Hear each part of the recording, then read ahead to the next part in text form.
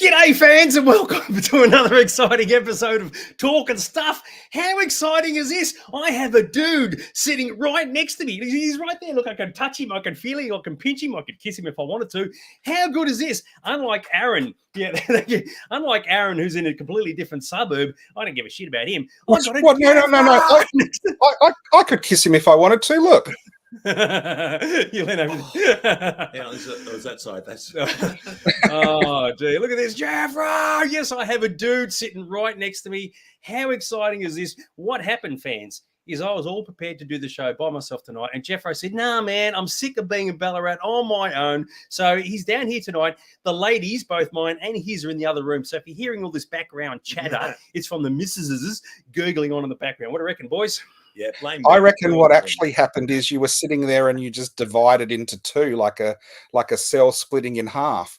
Oh, like the Doctor, you know. Oh my God, generated. Oh my goodness, generated.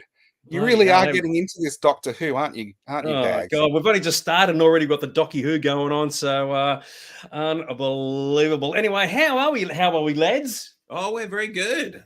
I mean, I've got my Fanish t-shirt on, so I'm fitting right in. I'm envious of the Fanish t-shirt. It's been a busy week, so it's good to relax, sit back and talk to you guys. Very cool. I love it from Rusky Bay's The Three Dagtars. Oh, yeah, absolutely awesome as that. Anyway, so guess what, fans? We've got a lot on tonight. There's a lot to cover off. It is very, very cool, very, very exciting, and it's all relevant to the three of us, which is particularly cool. So what do you reckon, lads? Do you reckon we should just jump right in? We are the Three Musketeers. Absolutely. Let's just pull a finger and get it started. Love it. And with that in mind, I'm just going to press this button.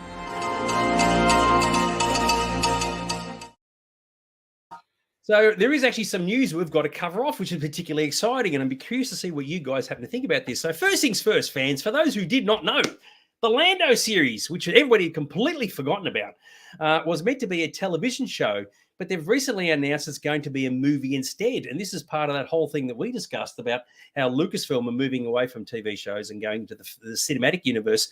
And the person who was going to make the TV series that actually wrote it has been given the How's Your Father?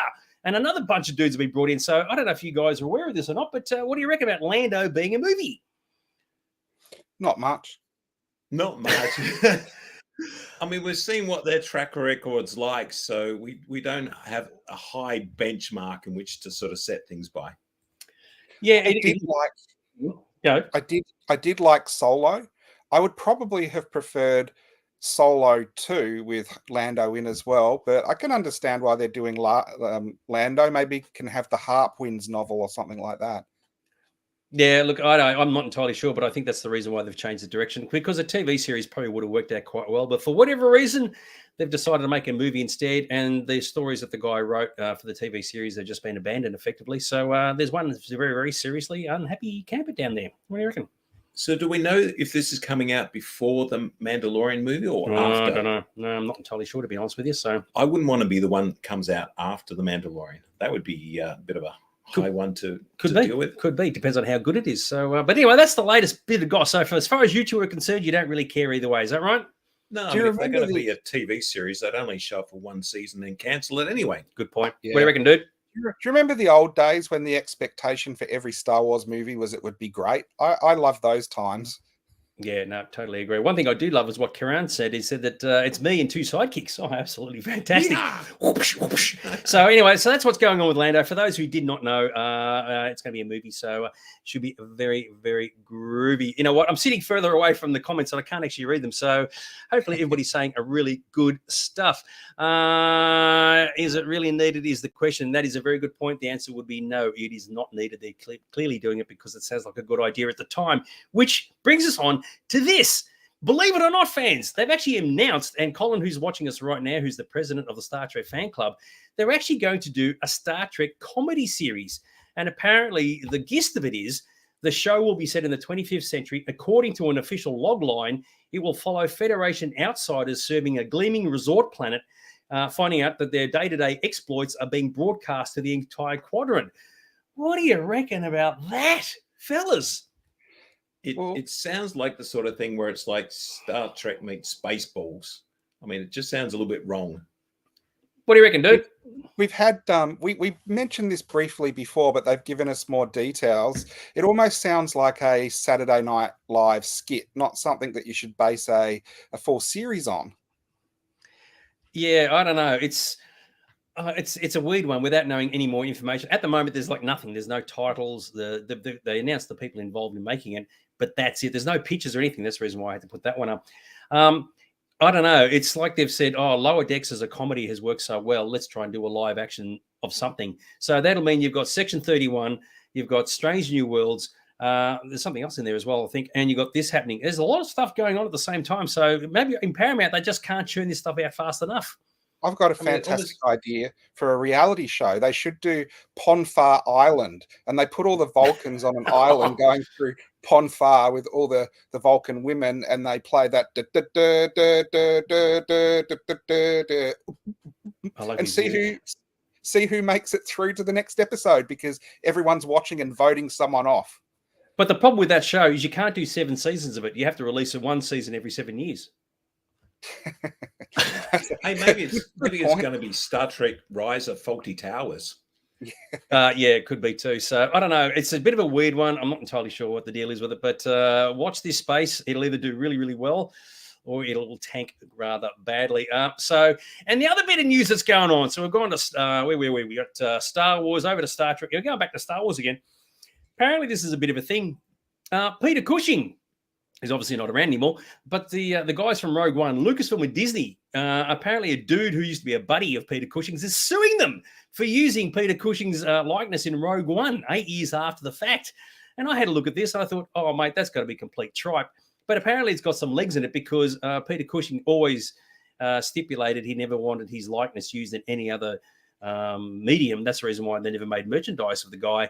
But it's a possibility there might be some traction with this. Although you've got to ask yourself, one dude versus all of the Disney / Lucasfilm lawyers, that's got to be a one-sided fight. What do you guys think?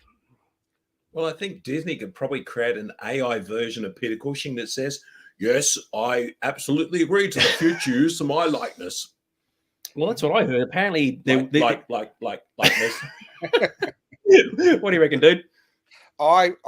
Well, when they recreated Peter Cushing, I was waiting for them to make Biggles too. But I think this is going to go down in flames, because I read years ago, and this is before all the AI recreations came out, that Lucasfilm and Steven Spielberg had got together and they were buying the likeness rights from deceased estates of people who thought they were worthless. I know it was like Marilyn Monroe and Humphrey Bogart and all those.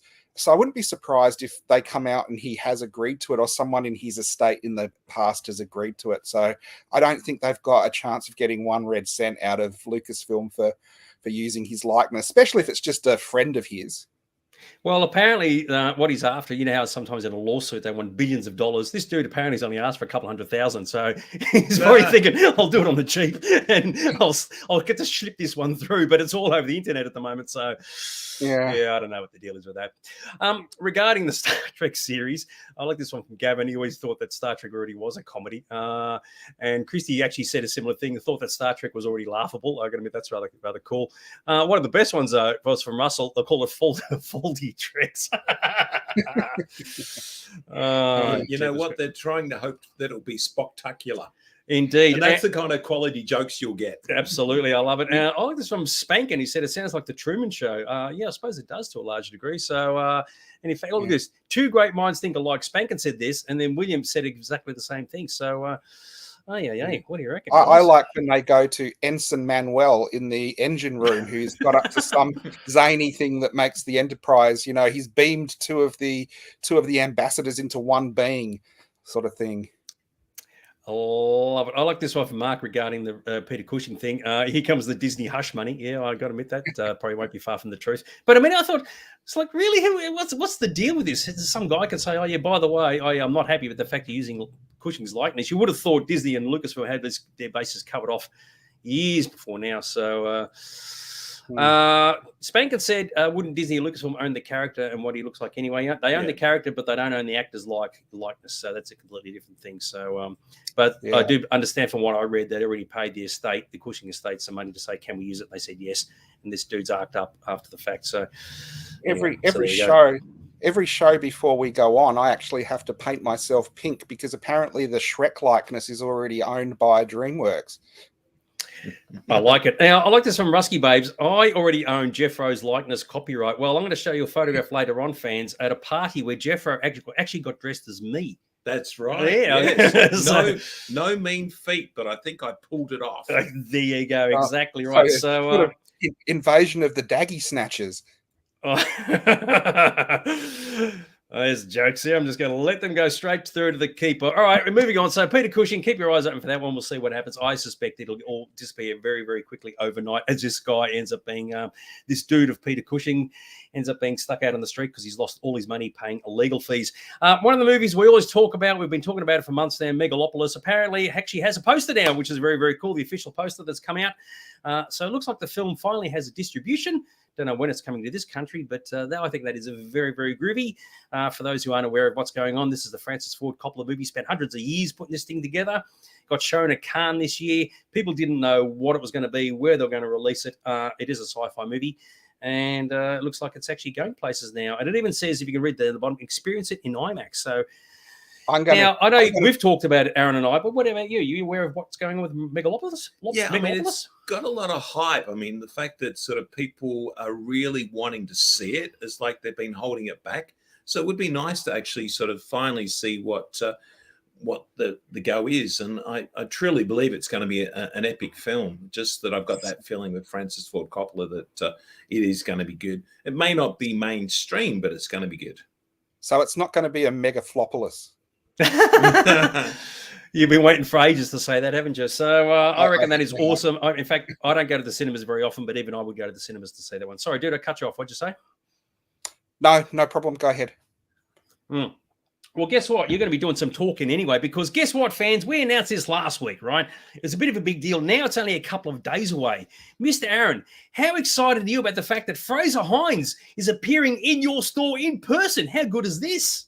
I am super excited. Jethro gave me the idea we could be giving away free Heinz baked beans because he's there and it'll be so exciting. But the whole day I have been, the first half of the day going through my garage and going through my cupboards, finding all the Jamie merchandise that I could find, and then took it into the shop, and then for a couple of hours took all the Doctor Who stuff out of the Doctor Who cabinet and put the Jamie Fraser Hines merchandise in. No Outlander stuff, unfortunately, but if anyone's looking to get anything signed, I've refilled the Doctor Who cabinet with a lot of Fraser Hines stuff. And I think, Jethro, you would have even seen it today.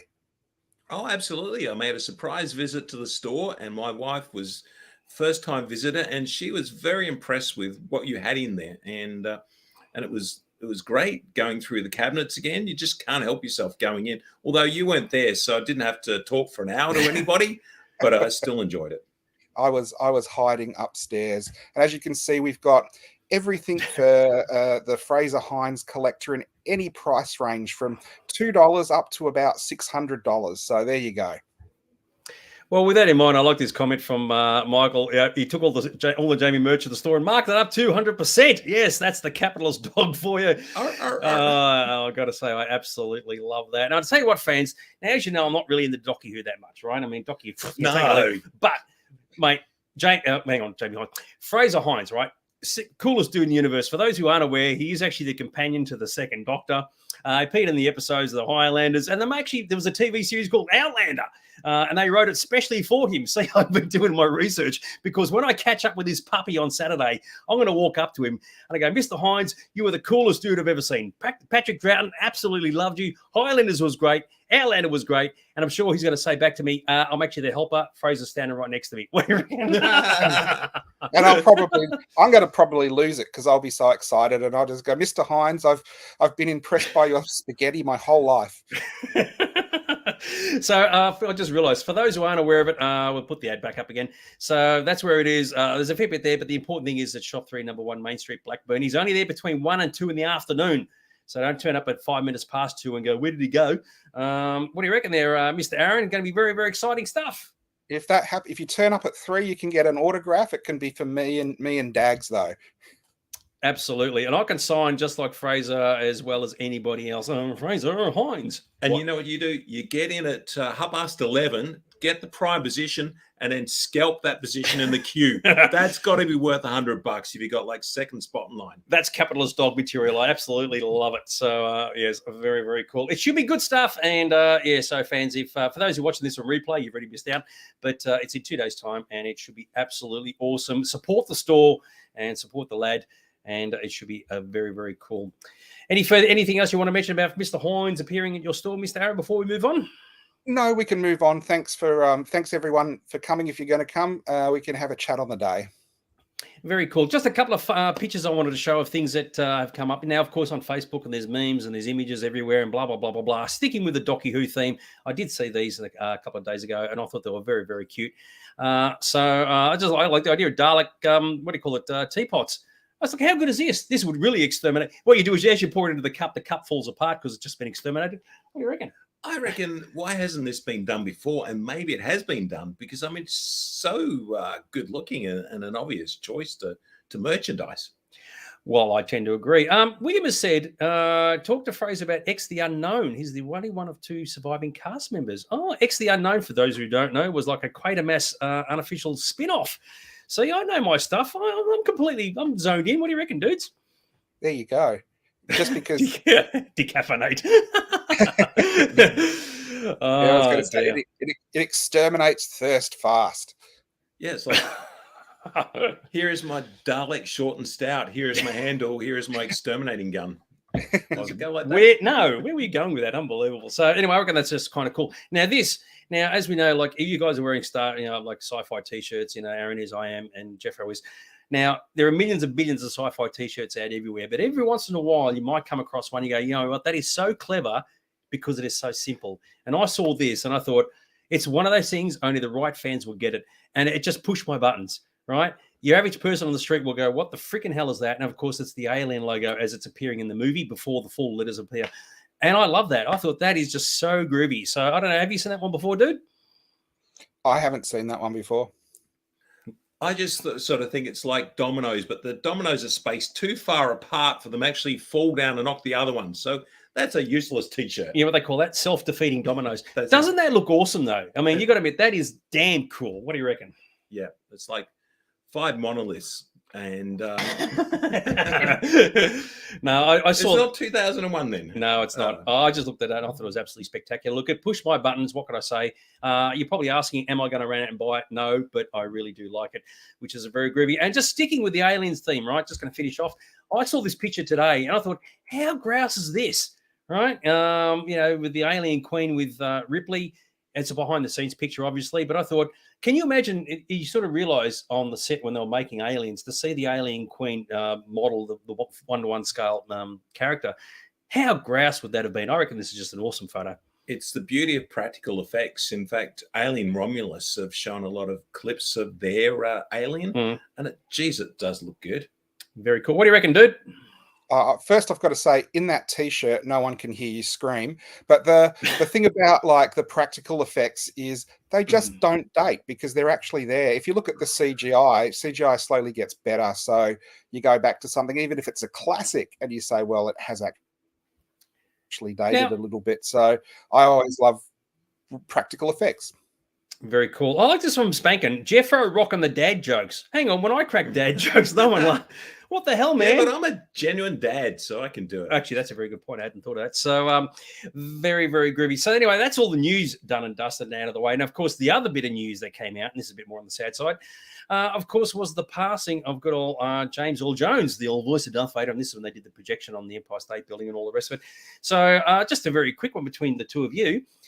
Thoughts and memories of good old Mr. Jones. I've got a couple of pictures I'm going to show, but what did you want to say? Well, I think the big fun one is when they sort of show Dave Prowse actually voicing the dialogue, and then you sort of get to hear James Earl Jones do it afterwards. It's like you always say, thank God for James Earl Jones. Yeah, well, as Anne said, the voice will ask. What do you reckon, dude? Any thoughts?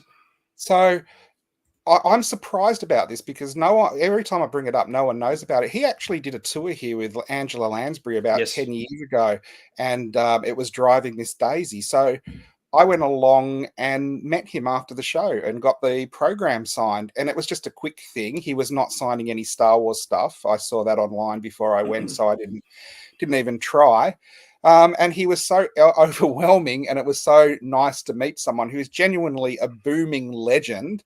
That Angela Lansbury was a couple of meters away, and I didn't even bother getting her autograph. And then years later, I'm like, why? And he was such a big presence that it was just amazing to meet the guy.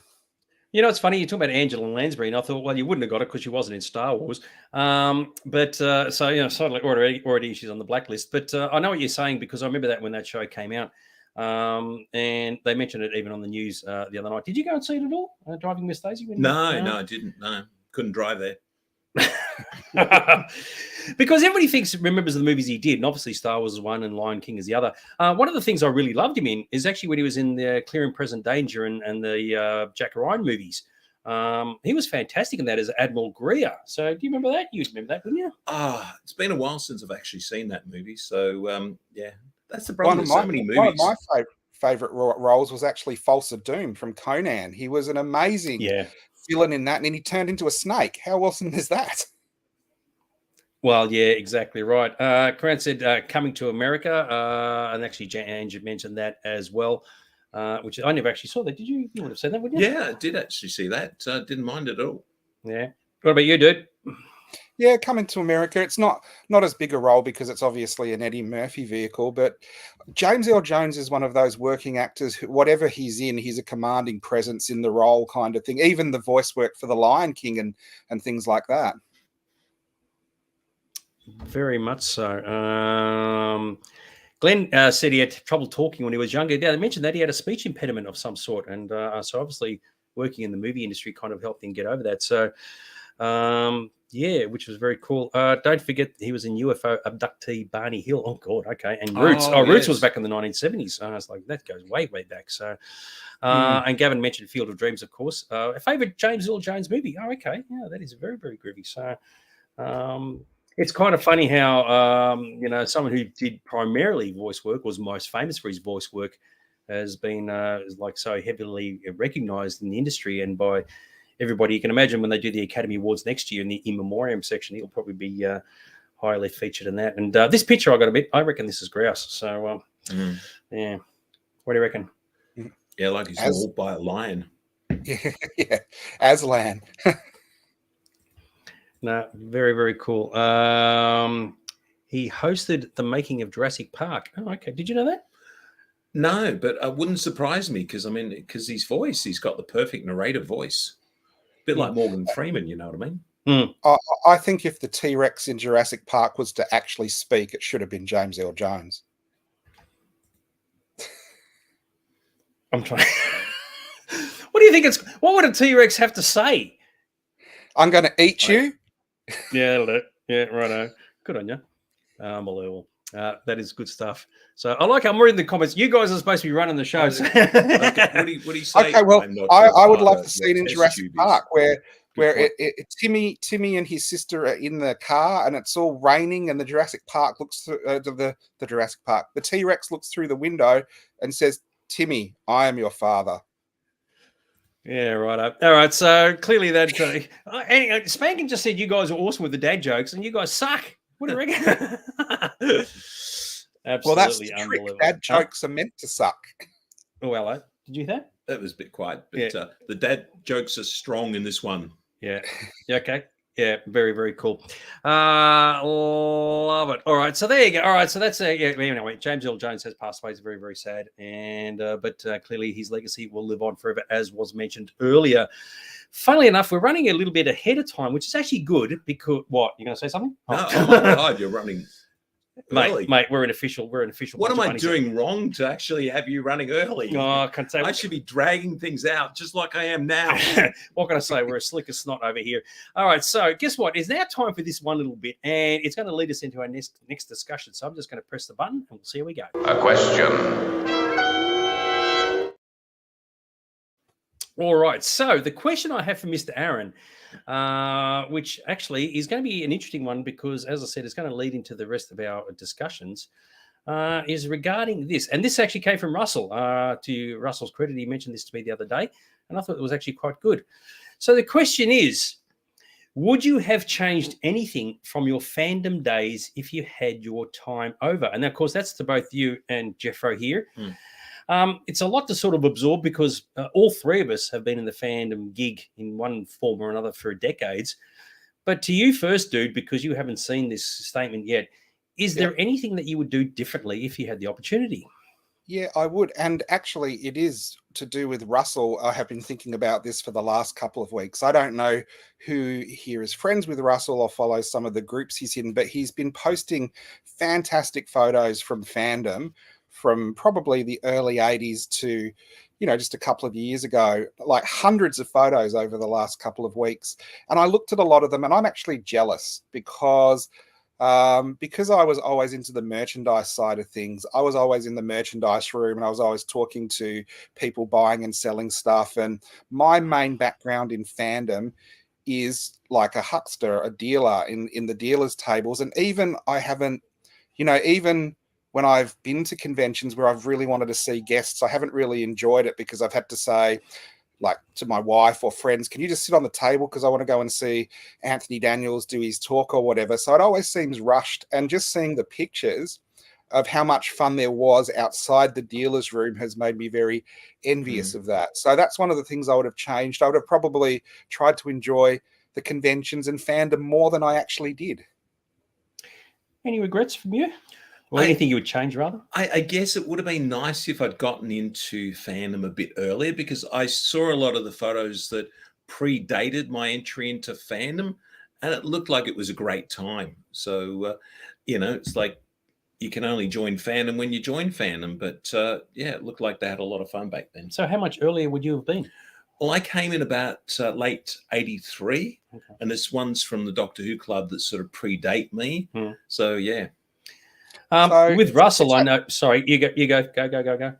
I was going to say that's pretty interesting because I'm a lot younger than you guys. Like not really, but I was always a little kid when you guys were already established in fandom. But I joined fandom the same time. It was just I would badger my dad to take me along to events, and I was the shy kid that wasn't really interacting with anyone because it was a different age group. So the earliest things I remember is about 82, 83 as well, going out to the Belgrave cinema where there's a fan event on with movies showing and stuff like that. So when Russell brought this up, the one thing that he kind of would do differently is not buy so many videotapes because, as we know, video kind of died once DVD came into play.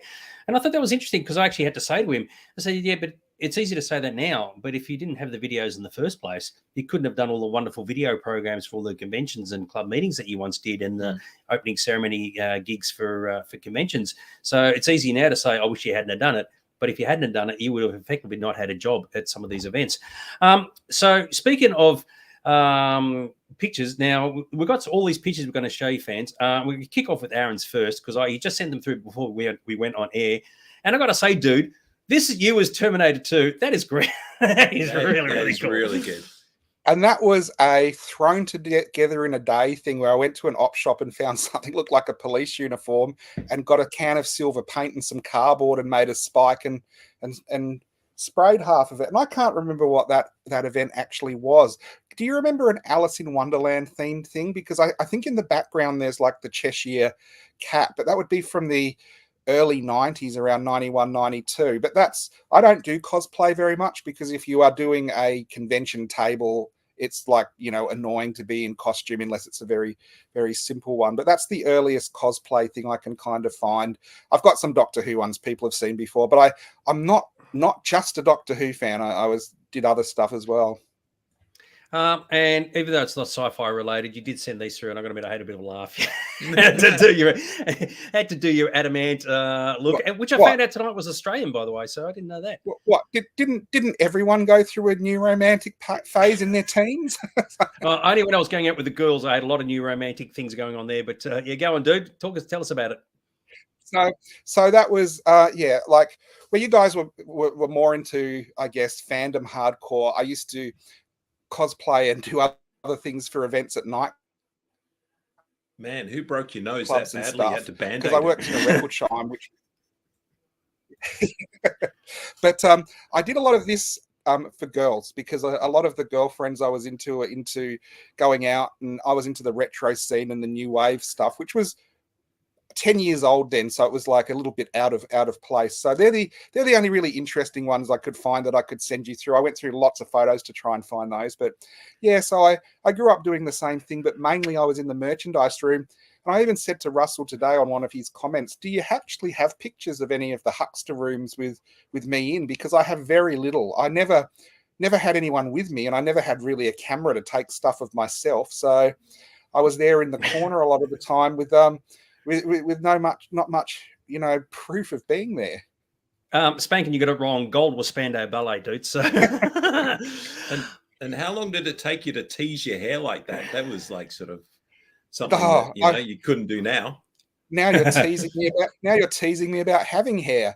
I was full on into it. I didn't send like hair shots through, but I would go bleach blonde and cherry red and all different styles of hair. So at the time, that was kind of just like get some hair gel, run it through, and tease it up, and I was pretty used to doing that.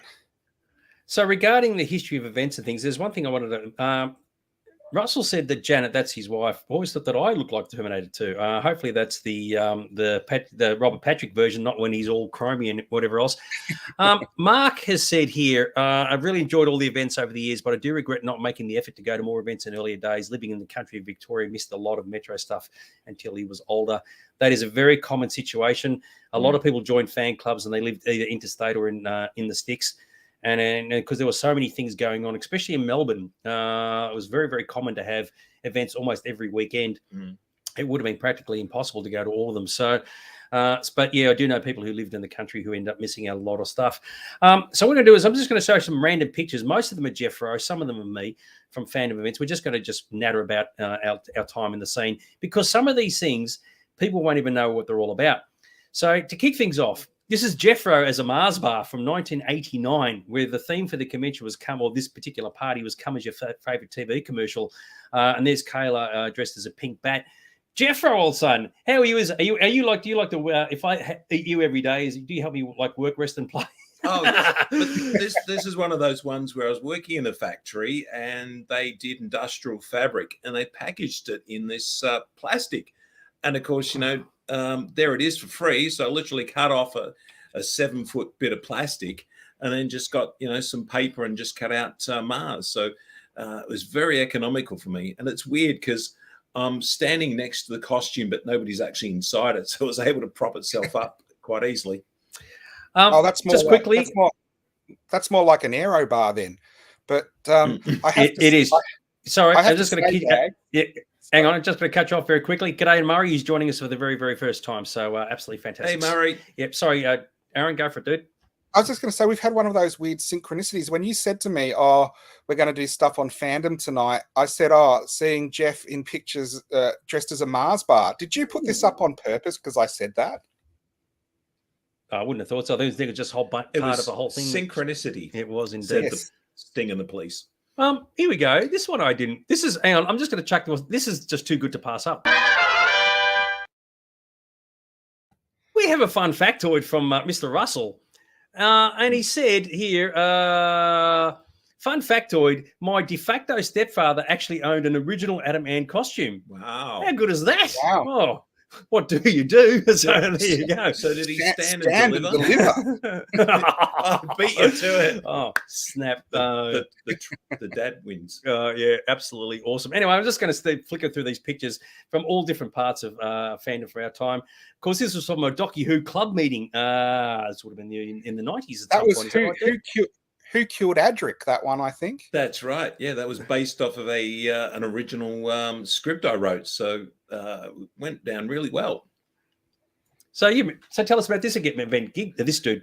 event, dude? So it was like a sort of Columbo sort of thing where Adric was killed, and it was like I was playing sort of the Columbo character, and we had, of course, all the different participants in there. We had to work out who actually killed Adric, just like a Columbo story. Very cool. And that's Russell said, go on. A very young Richard Nolan as Adric as well. Oh, dude, this is 30 years ago, man. You got to expect that. So we actually saw Richard only a couple of days ago, which is kind of cool. And he's been obviously a regular in the shop. And for those who don't know what you're talking about, Richard is the guy on the ground. Russell said one thing I noticed going through his picks is how many events from the late 80s and early 90s, not to mention active clubs and meetings. You could literally do something every week. And that is very true. For those who were in Melbourne, of course, even if there wasn't anything on a Saturday or a Sunday, every Friday night was the MSFC, the Melbourne Science Fiction Club. And that was just a go-to place if you had nothing else on. And so that meant every single week without fail, with the exception of Christmas and Easter and whatever, you could do a Fannish thing, which is just unheard of, probably in most countries in the world, I'd say. And I remember with Christmas time, you actually had to work out which club was going to do their Christmas event on which weekend, so you didn't conflict. So it was really full on, particularly around then. Well, the other thing you've got to remember, this was before the internet. So all of this was from flyers and newsletters and I guess phone calls saying who's going to what. So very hard to coordinate, but also much bigger attended than they are now. Certainly had calendars in the back of the newsletters, which usually came out once a month. So you could actually stick that on your fridge and work out where you're going to be. Yeah. Crown said he loves the costumes. And the thing about it back then, dude, is they're all made by the people who were actually wearing them, because it wasn't like today where you can just go online and just buy any outfit you want. And of course, reference material was always very, very difficult. Speaking of costumes, this is another Geoffro special. There you go, dude. Yeah, this of course a dad joke even before I was a dad. So it's a mat, and of course Doctor Who or Docky Who. Sorry, I'm just getting into it. So it's a cyber mat. So very limited resources. You can see the black plastic there, so of which got had abundance of it works. So just a little bit of creativity.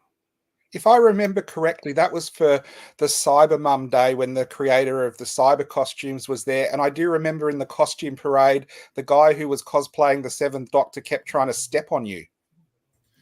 Not surprising. A lot of people have tried to step on me in all my life, and it's just like par for the course.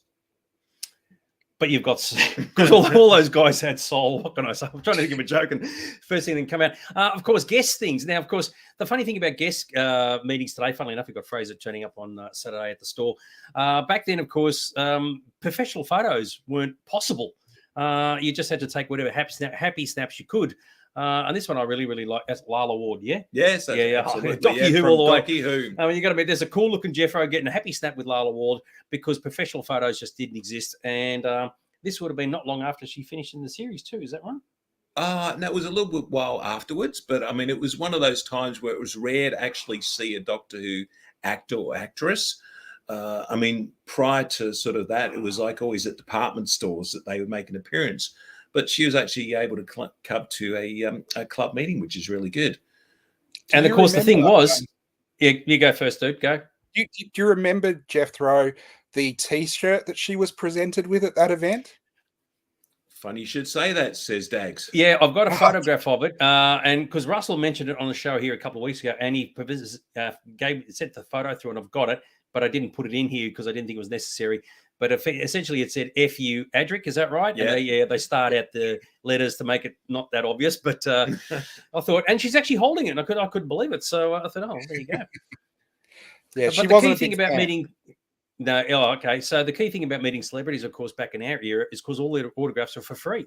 Long before the pro cons came in, and you have to spend $30 an autograph. Back then, as you would have.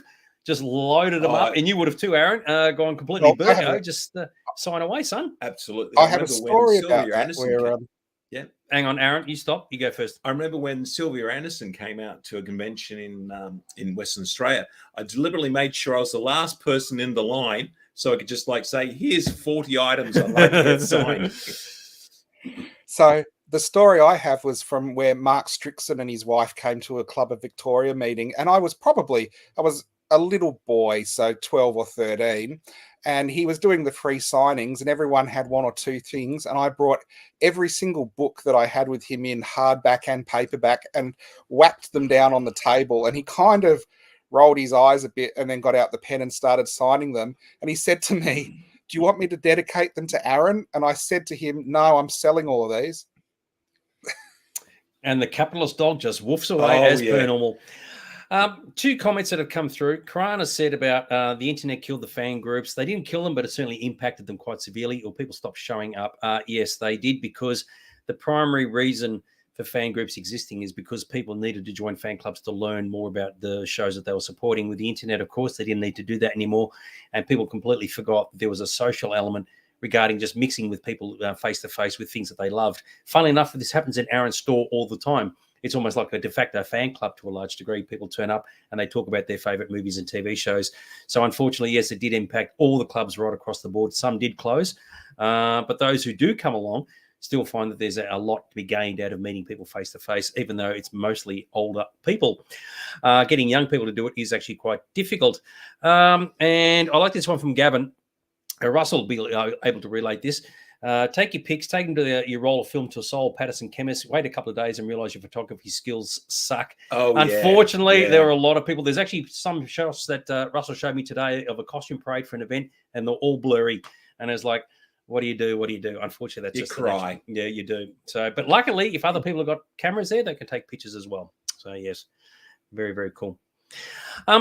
Another big thing that we were heavily involved with, and ironically, Aaron, you would have been excellent at this, was panels at conventions, which of course barely exist today, because these are run by like fans, and they're fans effectively talking about things that they have expertise in. And here's you doing what you used to do, Bess. You were a bit of a panel guru back in the day. Oh yeah, because I was like sort of an expert on all sorts of things, and generally when you're on the committee, you're like the first person to put your hand up to do a panel. So I actually quite enjoyed them. So, I'm sort of an introvert essentially by trade, but if you're on a panel, you don't get to be that introvert. You get to sort of like bring your character of yourself out. And I always enjoyed having fun with them. And it looks like I'm having fun there. What about you, Aaron? Did you ever get to be on any panels for anything? No, I was generally a lot younger than everyone else on the committee. Even when I had been there for a while, it was always people a couple of years older than me. Because I had the specialty in merchandise, I was always in charge of the merchandise department and maybe running the auctions. And we have some video of that, but I don't know if you've got it at the moment. No. I do think it's funny that you saw it and you looked at me and you go, "Do you know what, Aaron? You're a shit-house auctioner." Yeah, you were. I like this one regarding the signatures. Best which is the capitalist dog. So yeah. Creepers. We have a Bendigo Docu Who Bendigo group in Bendigo that meets every second month, and I reckon that's fantastic because there are so few places left. I mean, there are some states, in both in Australia and in other countries, they just have no fan outlets whatsoever, and it's only that when they have the big conventions or the expos, people turn up. But in between that, it's just all just chatting online on Facebook, which is just nowhere near as good as the real thing. Russell said, I haven't read this yet. The social thing is actually bigger than ever, but it goes differently. Lots of little groups instead of one big one. Yeah, it has changed a lot over the decades. And most people, once they leave, they don't tend to return. I mean, you've been out of the fan scene, like physically, but you live in Ballarat. He lives in Ballarat, so it's a long way away. I saw it declining when they started sort of relying more and more on video screenings. And it's like I could see the writing on the wall there that the social aspect was really declining. Very, very cool. Now, something special. Hotline has joined us from Ukraine. I have no idea what the fan situation like is in Ukraine regarding this. Talk about now. I'm talking about like the past. Whether the hotline was able to partake in any fan group conversations and get-togethers over there, but hopefully she did. One of the things that did occur, of course, this is when we used to run our own conventions. So we said no one else is running conventions anymore. So in the 2010s, we ran 3 of them, Con 9 from Outer Space, Con 70 and Con 80. And this is from Con 80. And so we put on our own fan gigs. No guests, no actors or anything like that. It was just us. It was pretty groovy, wasn't it? And Aaron got to attend the last one. It was absolutely great because we had so many appreciative people saying, this is just what I want and need in my life that I haven't had for 20 or 30 years. No actors, just a lot of posers. But what I do find is those events truly are missed. What Geoffro was saying about people really love that. You'd have seen from what happens in the shop. it almost is like a fan club meeting sometimes. And because between Dags and I and other people that work in the shop, we have just about every genre of sci-fi and pop culture covered, people can come in and talk for, 10 minutes to a couple of hours, and it does happen.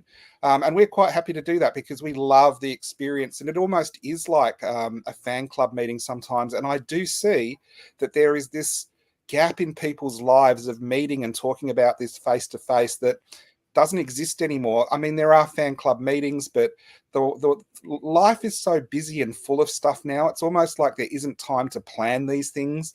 Dags has planned 3. You would never do one again, would you? Oh, you know what? As of 3 weeks ago, someone asked me if I would run another convention, and I said if someone was prepared to foot the bill, you never know. But my administration fee would be quite significant. What can I say? Speaking of cool events, now one of the things that's occurred, and I mentioned this today, that Russell has been going through his old fan photos and he's been digging up all these events from the past. It's a real nostalgic trip for a lot of us, and funnily enough, this is very, very cool. From 1986.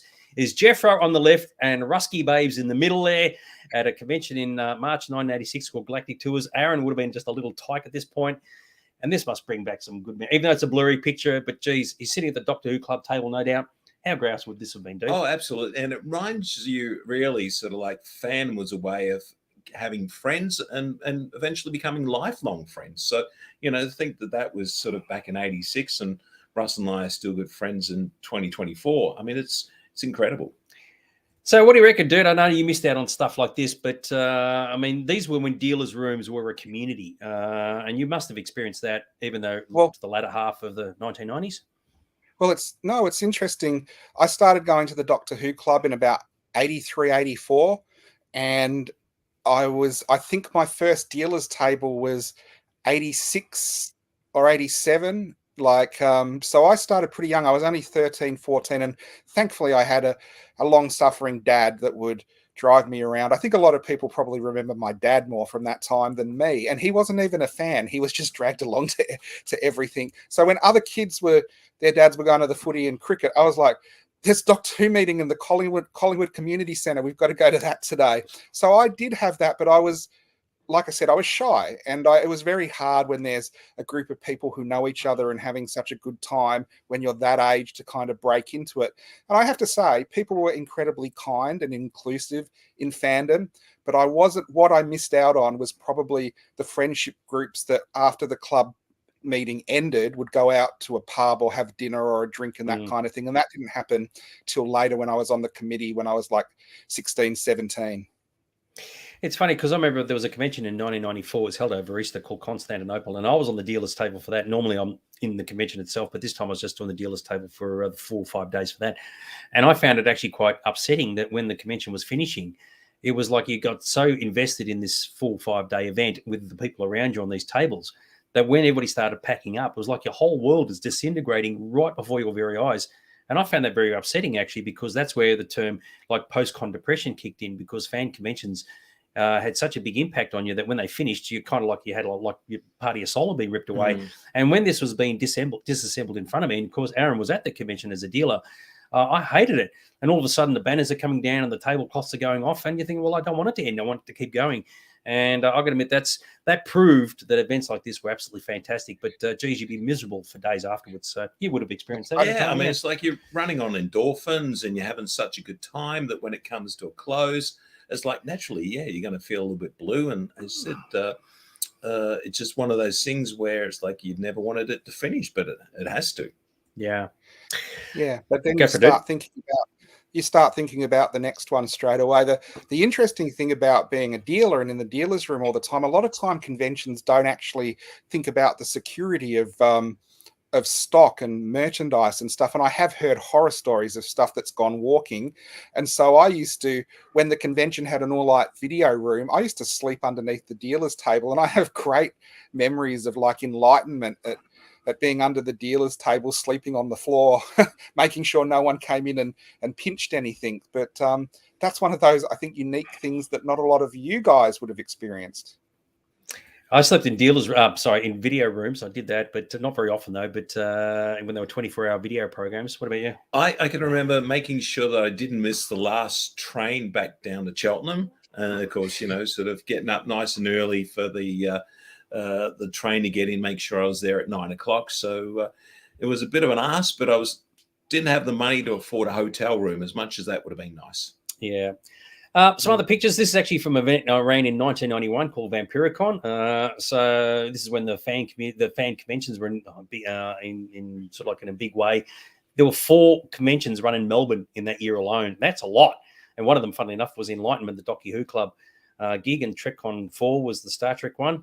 Vampiricon was the other one. So, that was a very, very busy year, which was particularly groovy. So that was my little part in regarding putting that together. And, of course, HutCon was the year after in 1990. No, was it? That was 91. That was 1990. HutCon was 1990. Was it? Was it? Sure, Okay. Yeah, I have to do something. And, of course, this is Geoffro doing what Geoffro does best, part of the security force for that, which is very, very groovy. we had to be sort of like a ferry security team, because they were taking security sort of the opposite from being very serious, to be very irrelevant and all that. So, they supplied the bottom bit in the wand and all that. So we all got into it. What a photo. Yes, exactly right. Oh, yeah. Yeah. So that was the security team. Nice legs, shame about the face. Yeah, well, I wasn't going to say anything, but now that you brought it up, totally agree with you on that one. And speaking of which, here's us. See, there's a lot of stuff. Geoffro and I have a long history, goes back decades, and, of course, we used to always ham it up at the parties. Oh, dear. So What do you reckon about that's you go on. Jethro as a red shirt with chemo.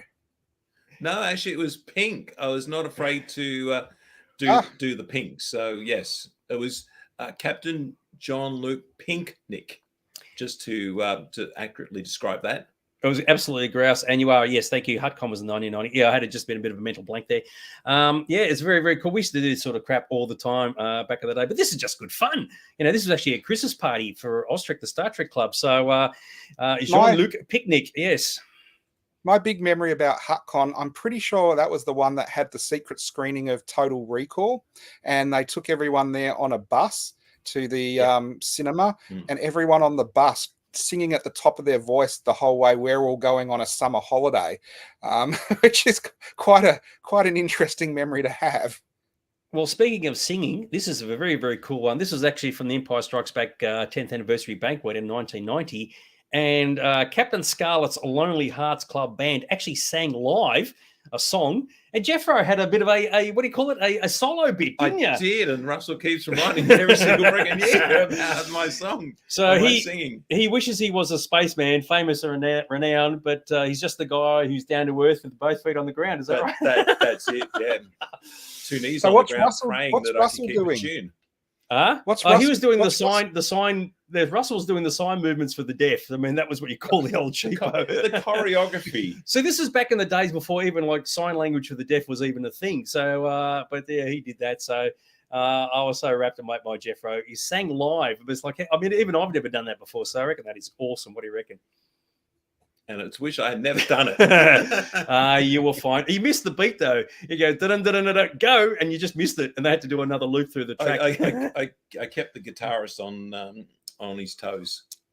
But that was the thing that happened. Live, actual acts singing live, and of course there were others that came after that in other banquets. But that was unheard of at the time. So that is very, very cool.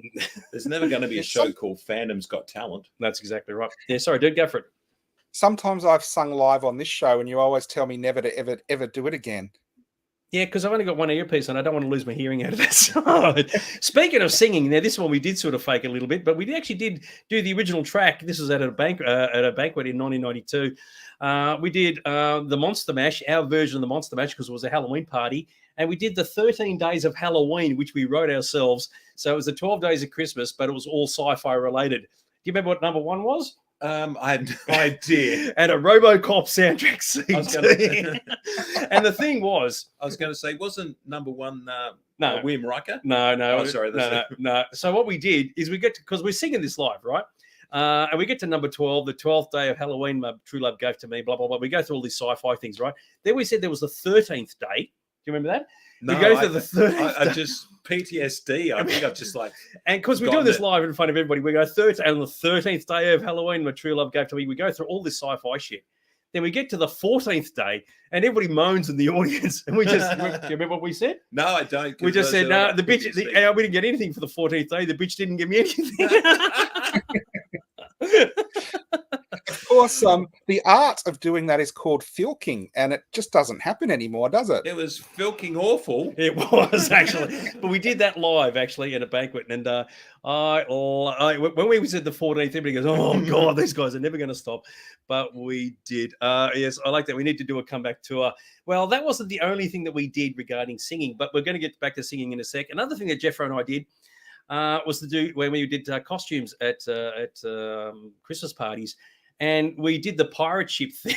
You remember that? Oh, yes. And we had the poppers. We shot at each other and I sank. And, of course, we're blowing the sails as we're walking out. We won first prize for this, by the way. And it was just, it was just a lot of fun. And this is another one of those ones where it's like I work in a warehouse. I got access to a whole bunch of cardboard. So let's use that as a resource tool. What do you reckon, dude? We were ahead of I our reckon time. it actually makes people's imagination a lot better than it is now. I mean, now everything's AI online and doing stuff like that. Yeah. It's actually doing stuff, building stuff, getting out there. I guess cosplay does that as well, but this seems a lot more fun than the seriousness of cosplay. Yeah, exactly right. And speaking of the costuming, so I'm dressed as a visitor guy on the left, but Geoffro, you're Captain Walker. Nobody's going to get the joke. That's it, because I can barely remember the joke.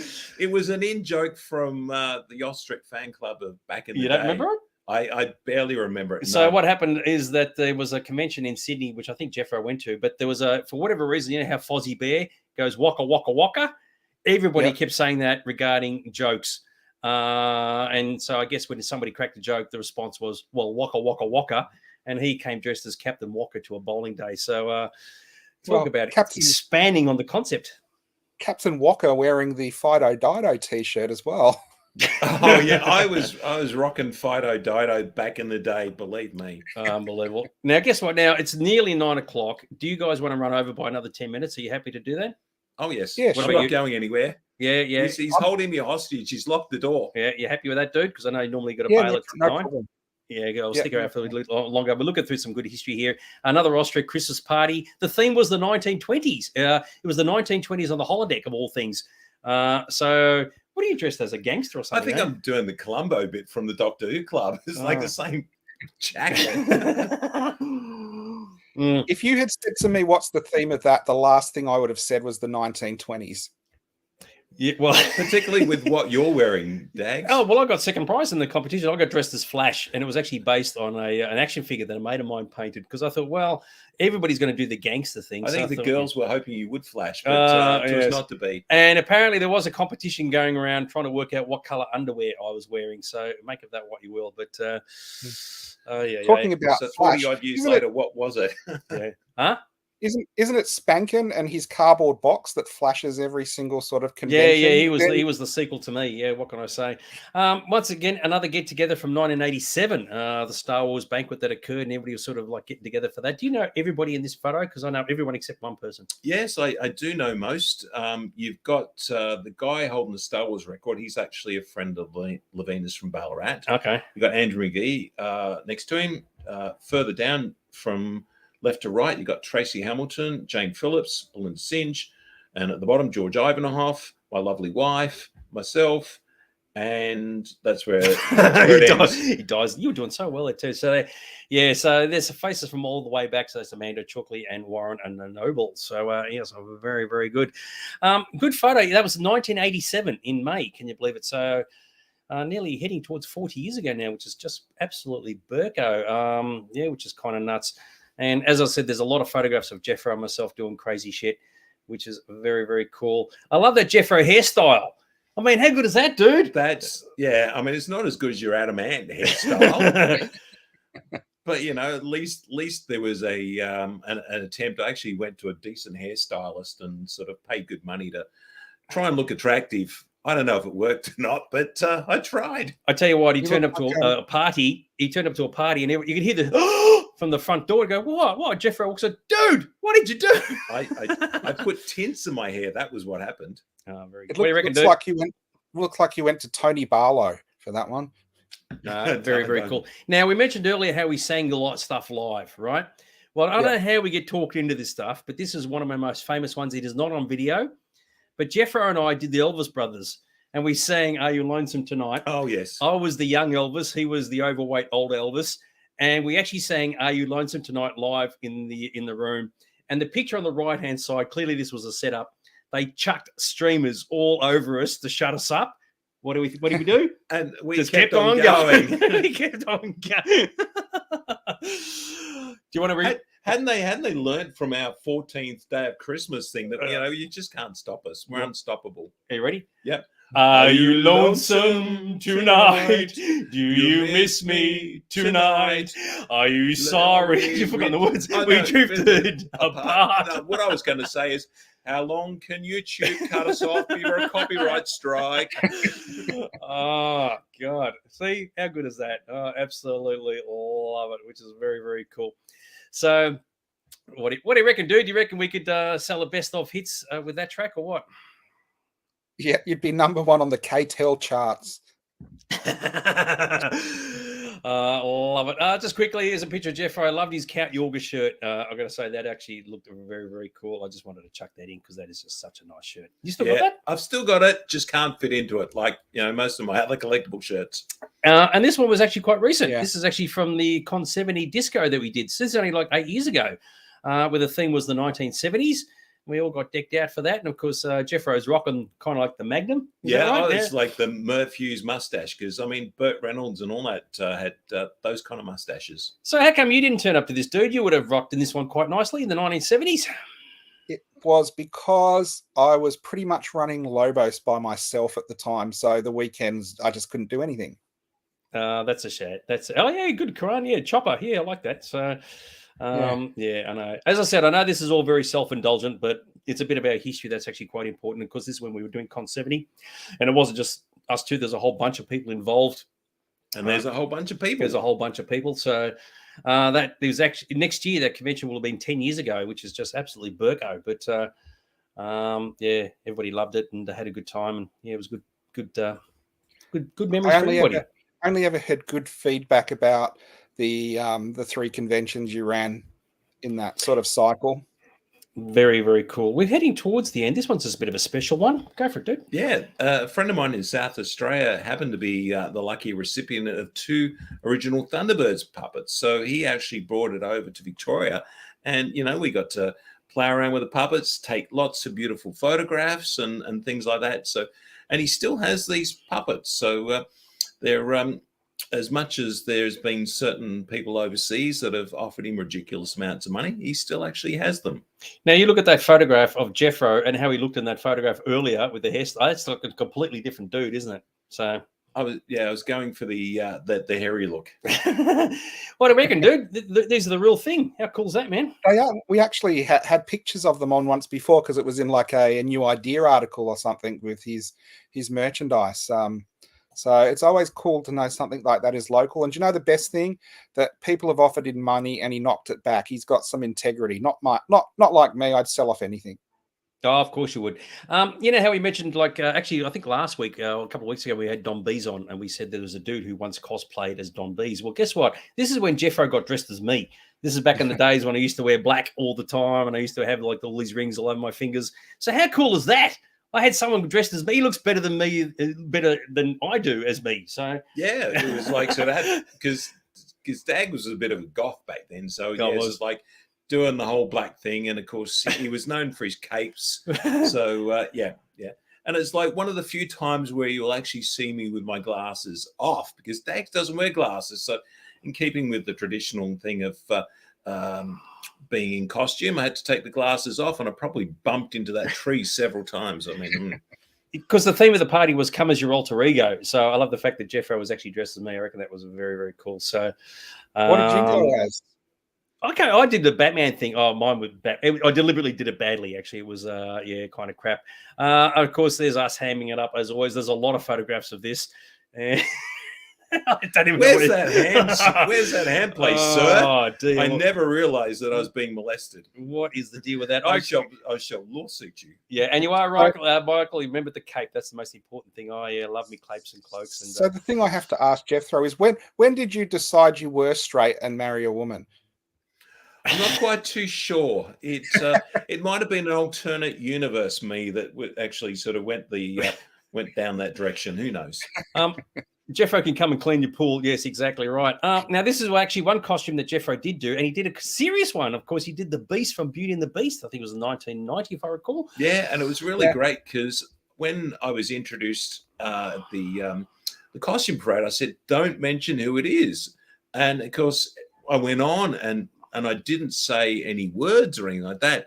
I kept it so that they couldn't guess who it was, and people going, who is that? Who is that? And even after the costume parade, it's like, can you tell me who you are? And it's like sort of just kept it all very mysterious. So the nose appliance that a mate of mine sort of created was very effective. With the flash photography, it comes up whiter than it should be, but on the day it sort of really blended in and did good. Oh, I was very proud of the fact that he did a serious costume. It was really, really cool. Sorry, dude, go for it. Those photos actually look like the people at the club where I was going dressed as Adamant. There was a question here. Yes, you are right. That was Vincent. That was a character's name. How long have we been friends for? 1988. We really connected. So I can't do the maths on that, but goes back a way, which is very, very cool. I'll just chuck this one. This is actually from a Doctor Who convention when I did the whole thing from Bela Lugosi from Plan 9 from Outer Space. They were short of contestants from the costume parade, and I had the cloak, and I thought did that. Didn't win an award, but I thought that was actually very, very funny. So it's so creative, Yeah, I actually think that's the one where Jethro was the Cybermat, because if you look in the background, I remember he was. Yeah, there you go. But another one of Jeffro's mega cool ones was Gigantor, mate. Oh yes, this one was one that required a lot of visits to the hardware store for PVC and a whole bunch of other different things. And one of the stories I was telling Dags before we went on the show was that I had to spray it all silver, and I was living in like an apartment that was on like the second floor. So I took it all into the kitchen, sprayed it and all that kind of stuff, not realizing that you should put paper down before you spray these things. So all the spray paint just hit the lino on the floor. I'm going, oh no, I'm going to lose my bond. And it's like trying to clean all this spray that has sort of gone all over the floor. So it was desperate times. Very cool. Well, I missed it. I don't know what the reference is here, and I don't know what it's for. The chicks all had the hot to him, and I have no idea what he was referring to. So I don't know either. Unbelievable. We're nearly at the end of the photos and end of the show. I just wanted to put a couple more in. When Geoffro got dressed as a mummy for the opening ceremony of a convention, the one that I ran in 1991. Now, once again, you don't have your glasses on for this, do you? So no, and it's like I did actually need a helper to help me sort of onto the stage. And I'm pretty sure I came close to almost going off the edge until someone sort of said, oh, turn back. Christy said, you nailed the Beast costume. Yeah, it was very, very cool, Christy. I've got to say, remembering the show, it only just come out. And, of course, there wasn't a lot of reference material anywhere. And Geoffro wore it with pride. I was very proud of the guy. I saw he gave me a lump in my throat. So, yeah, very, very good. When Geoffro was dressed as the mummy, he should have gone down into the audience and just stolen someone else's eyes. Well, the thing about the mummy thing is all legitimate. They actually wrapped him all up in all these shitloads of bandages. I think Labbers provided the that's the real thing. So they actually went completely Burko on him. So, that's why the girls had a hot for you in the Vincent suit. Maybe they liked your nose appliance. And I think it was just the character itself being so appealing. Didn't matter who was actually underneath it. Yeah, no, very cool. Only a couple of things left. So this is actually the three of us.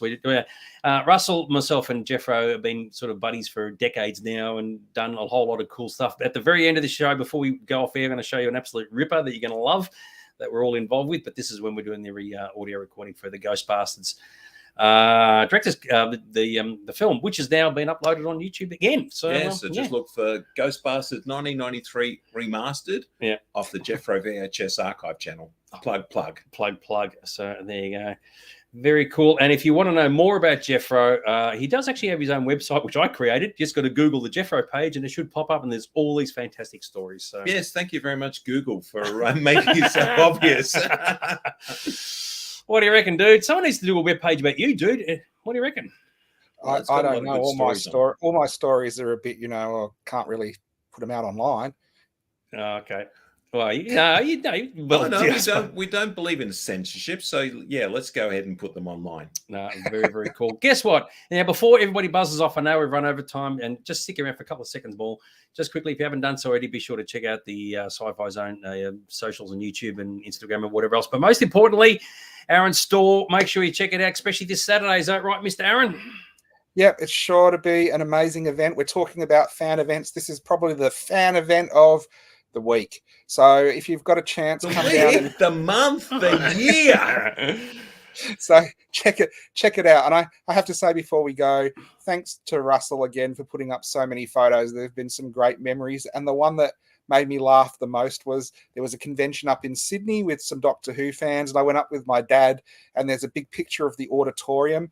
And I spotted my dad's board spot instantly from behind. So that was a very cool thing to find.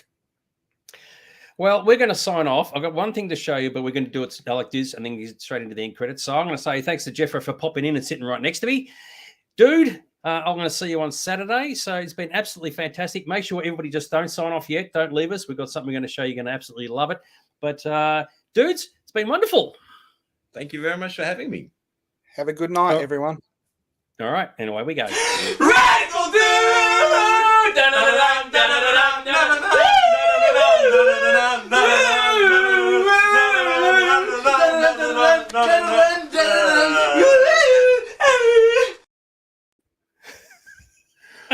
What was that? See you guys. Russell knows what exactly that was. All right. See you guys.